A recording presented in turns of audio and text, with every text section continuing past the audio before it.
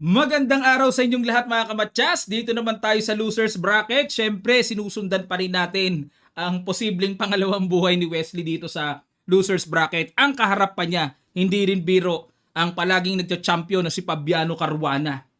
Okay, pero this time, 2 games lang. First to make 1.5, magpuproceed na sa susunod na kalaban. Kaya, kailangan ng manalo ni Wesley talaga.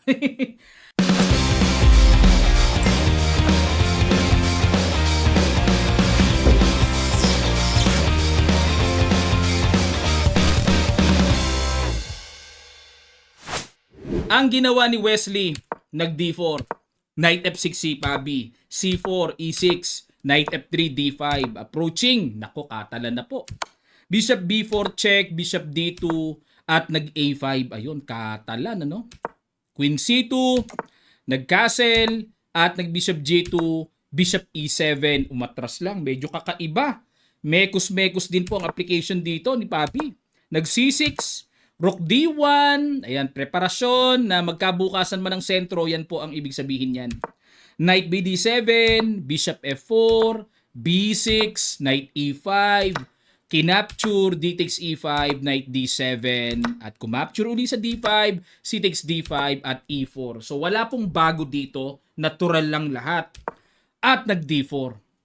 Alam na alam, aral na aral talaga, no? Sa ganitong level pala, kailangan 100% ang knowledge mo sa opening, no? Kasi dito, mga kamatya, halimbawa, kung capturein ito, may Bishop takes E4 eh. Simple lang, double, bagsak ang H7, talo kagad ang black. Losing. Kaya, dito kinakailangang i-D4 talaga. Rook takes D4 at nag-G5. Bishop C1. At yan naman ang bagong luto ni Wesley dito. Sa natural na ginagawa, ayon sa recorded games, Bishop E3 lang. Pero dito, bakit naman sobra-sobra yata ang pagka-atras? Bumalik sa pinanggalingan. Tingnan natin. Nag-Queen E8. Ayan, para alis na sa pin and ready to capture na yung pawn. Nag-Queen to C6. Tineret muna ang tore. Rook B8 ilag. At nag-Knight C3. Capture yon. Nagmadali dito si Pabi. Nagmadali. Dapat daw ang tira ay Bishop to C5 muna. At mag-Rook D1 dito and Queen E7. Huwag munang madaliin na capturein ang pawn sa E5. At dito po, equal ang evaluation bar. Ayan, sa mga darating na mga improvements, gagawin na yan. Pero dito, nag-Knight takes E5 pa. Si Fabi, Queen C7, good move, double attack. At nag-Knight C6. Depensa na, may counter attack pa. Nag-E5. Aba, kakaiba talaga, kakaiba. Nag-Bishop B7, ayun. Kitang-kita ang evaluation bar na hindi pabor kay Pabi. Dapat daw makipagsabayan na. Dapat pala nakipagsabayan na. Pag kinapture yan, F5, yun lang. Yan ang binibiling tira. Yung F5 ang dapat makita. Unang-una, syempre, masakit sa ulo na makitang makakapturean lang ng pawn sa B6 tapos magku-Queen D8. Aray nako. Aray nako. Tingnan nyo, balik evaluation bar, oh. Equal, oh. Eh, sino ba naman magpapalamang ng isang pawn na parang silent lang? Mahirap makita ng human side yun. So dito balik tayo sa Bishop B7, ginawa ni Pabi and nag-Rook C4, dinagdaga, niloada ng pressure yan. Bishop C5, panakip sa Knight at dito yun nga lang, buong-buong binigay yung isang pawn. Isang pawn pa rin yan, tingnan natin. Nag-Queen C8 para talagang huling-huli na ang reyna ni Wesley at nag-Bishop F6. Ah, grabe. Gracious. Kain! May Rook G4 matchas. Ba, pinapahanga tayo ni Wesley ah. Nag-Knight D4 si Pabi, obligadong harangan yan. Kumbaga sa basketball, cover me, cover me. Oh, kailangan screenan eh. At kinapture, capture, Rook D1. Okay, so tempo, threatening capture, so Rook D7, additional support, at nag-King G2. Ayan, kailangan mo munang iilag pagka ganito kasi tatamaan ng mga chick-chick na hindi inaasahan eh. So King G2 muna at nag-Rook C7, Knight E4, Rook D5, Bishop G5, pasimple pero may double attack.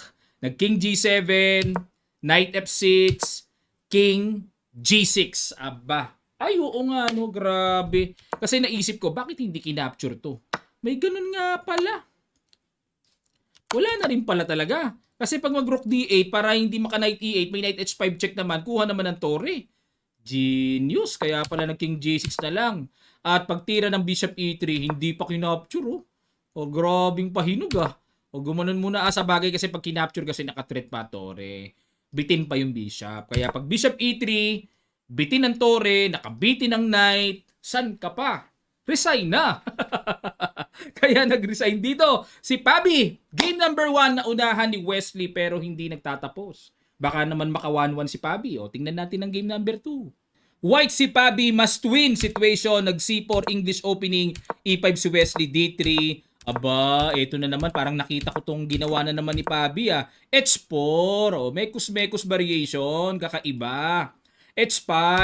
H6 lang. O, yan ang treatment naman para pag nag-H5, pupush G5 lang, manatiling solid ang king side pawn structure. In H5 pa rin ni Pabi. G5. F4. Aba, talagang sa bagay, must win situation eh. Tama lang yung mood na dapat pasukin. Ayun. So, pagtira po ng F4 actually, pagtira ng G takes F4 novelty. Binalikan ko lang po ha. Kasi sa old lines, ang laging ginagawa, E takes F4. Okay? So, novelty yung G takes. Capture, capture. Uy, teka muna. Bishop lang ba? Ganun lang? Wag babawian?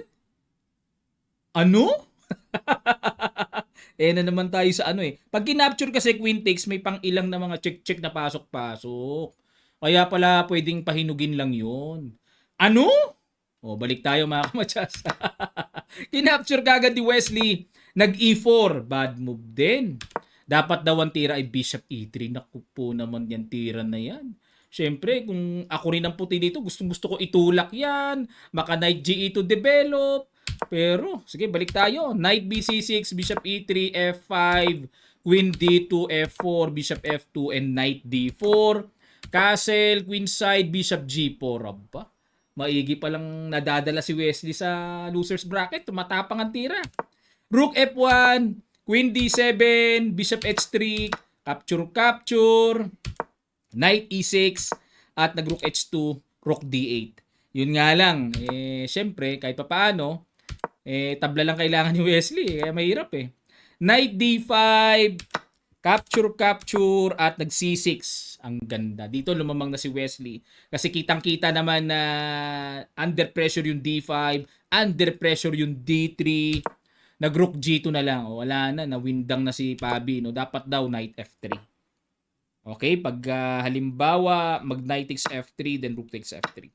So, yun nga lang, syempre, no chance na rin kung matabla ang laban. Kaya, as much as possible, hinahanap ni Pabi yung mga panggu-panggulo. H6. May check doon, kuha yun. Ganun nga ginawa. Yun laing. Bumi. Galing ni Wesley sa loser's bracket, Ano lapit sa mga tira niya, Capture, knight H3, pakain, D2, queen H7 check, and aray. Aray ko po. Rook C4, sundot sa ilalim, mamatsakawin. Okay, mga kamatsas. Nanalo si Wesley, buhay na buhay pa. No? Sino kaya makakaharap ni Wesley? Malaman natin. Basta importante, panalo siya. 2-0 si Pabi. At nananatiling may pag-asa pa si Wesley na dumire-diretso hanggang sa pinaka-final ng loser's bracket. Samantalang si Pabi, goodbye na. Okay, dito sa Division 1. Okay, mga kamatsas, maraming salamat po. Anong masasabi nyo? Share nyo naman ang inyong mga thoughts, ang inyong mga comments dito sa inyong napanood na 2 games. Ano ba, may pag-asa ba si Wesley sa palagay nyo? O sa pakiramdam nyo, ngayon lang ginanahan yan at bibigay din sa mga susunod na laban? Sige po, malaya kayo na makapagbigay ng inyong mga komento at saloobin sa comment section below. Mag-usap tayo, wag lang tayong mag-aaway. Maraming salamat. Magkita-kita pa tayo sa mga susunod pang chess updates.